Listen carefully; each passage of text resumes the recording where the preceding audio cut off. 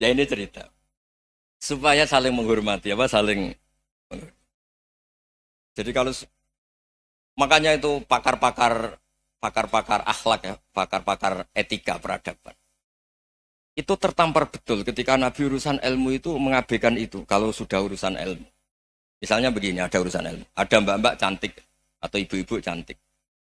Itu dalam Islam itu diajarkan jangan sopan-sopan banget. Kata Nabi, karena kekuatan ilmu itu di atas kekuatan akhlak, di atas kekuatan adab. Ya nisa an-nabi lastunna ka ahadim minan nisa. Ini taqaitunna fala takhdu'na bil qaul. Fayatma alladhi fi qalbihi maradun. Misalnya ada mbak-mbak cantik, menarik, kemudian sopan misalnya sama Pak Fajarin sama dosen-dosen. Monggo binara. Wah itu bahaya pikirannya kemana-mana itu. Orang yang imannya pas-pasan, wih berarti mau. Maksud saya kalau cantik, menarik, ketemu di jalan, biarin aja dosennya. Mau kemana, biarin aja. Gak usah dihormatin. Kalau dihormatin, Pak mau kemana sadere no bisa bahaya. Nah, biarin aja. Kalau tanya, Dek ini alamatnya mana? Cari sendiri Pak.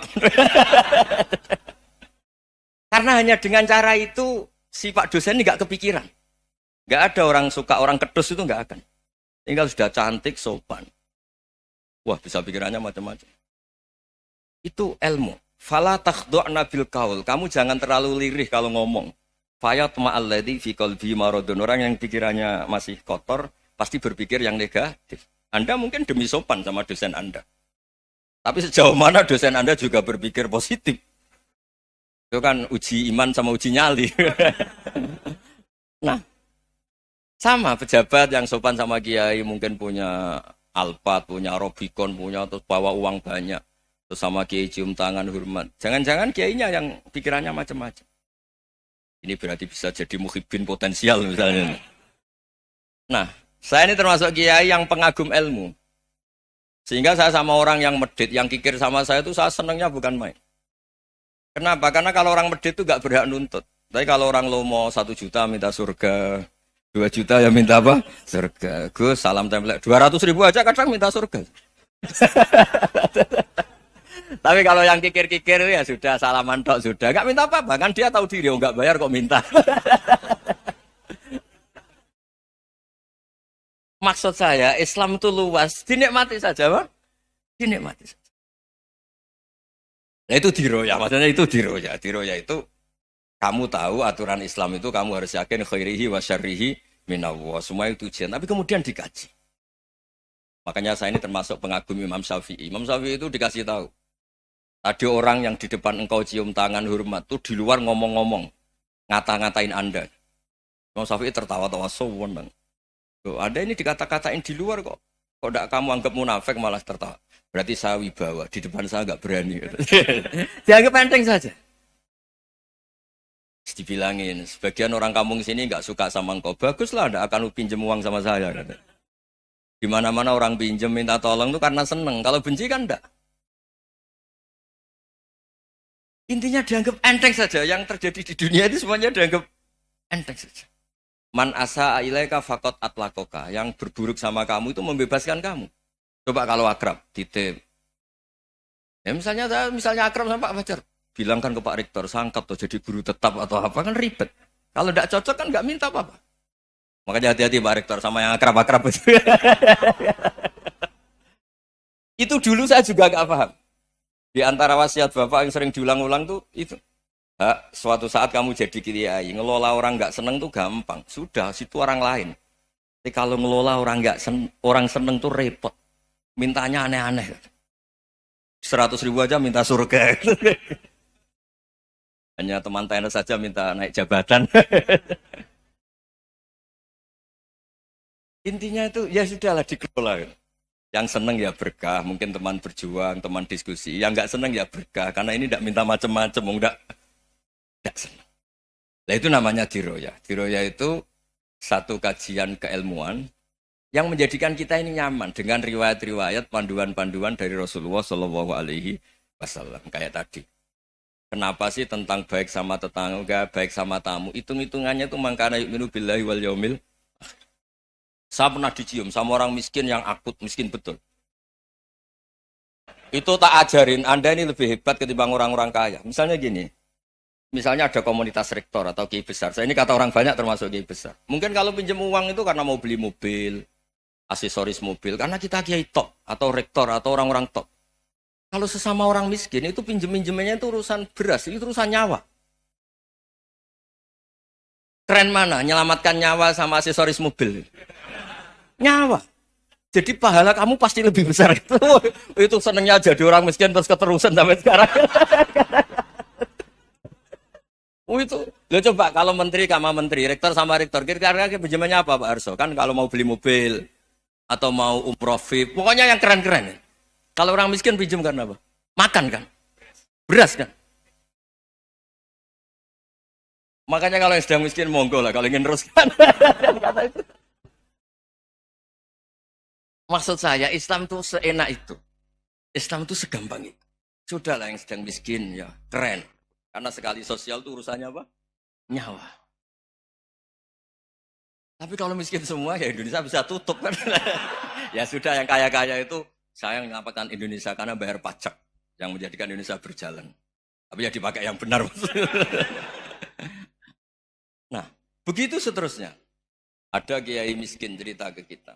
Gus, enak jenengan alim, terus punya santri banyak, bisa ngajar di mana-mana. Saya bilang, hebat kamu. Dia hidup di daerah tertinggal. Itu yang diajarkan kan hanya tauhid. Kan nggak mungkin desa tertinggal baca fikih perbandingan madhab. Kan nggak mungkin. Kalau yang kayak Pak Fajar, Pak Sadali kan nggak mungkin. Fikih perbandingan apa? Madhab. Menyorot madhab dunia. Gaya engke-engke itu kan nggak benar. Tapi pertanyaannya, yang menyelamatkan masuk surga itu tauhid apa perbandingan madhab? Tauhid. Ini hanya mengajarkan fardu kifayah sunat-sunat. Ini Anda mengajarkan fardu ain. Surganya dulu kamu. Oh terus senangnya jadi kayak gitu. Karena yang diajarkan apa? Tauhid. Sementara kita yang gaya-gaya ini. Ajarkan perbandingan apa? Madhab, studi banding ke Al-Azhar kemana-mana. Ini enggak, tauhid. Dari orang nyembah pohon jadi nyembah Allah Ta'ala. Keren enggak? Jadi terus kiki sama saya senangnya bukan karena tak bela.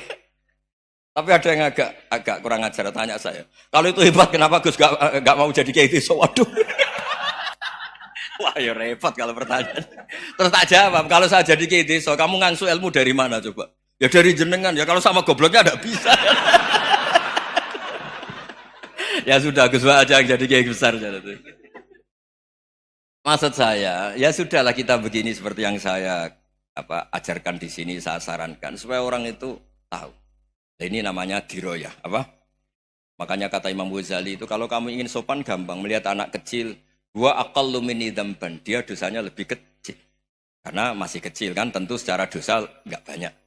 Kalau melihat orang yang tua, wa aktsaru minni ibadatan, dia tentu ibadahnya lebih banyak karena umurnya lebih banyak. Sehingga terus semua orang lain tuh di depan kita itu hebat.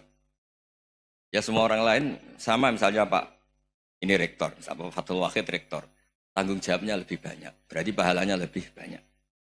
Tapi sama, ketika melihat Nyon Sewu melihat pegawainya yang secara lahir di bawahnya, ini tanggung jawabnya enggak banyak, pasti salahnya juga enggak.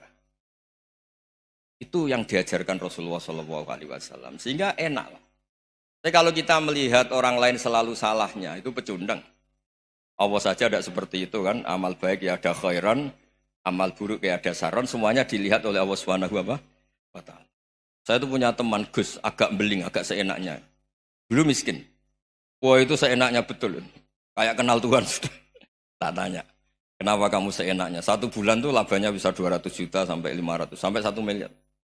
Saya itu Gus, setelah duha itu perkembangannya bagus. Sholat duha itu. Saya pernah miskin kan kata apa? Ingkana rizki fisama apa?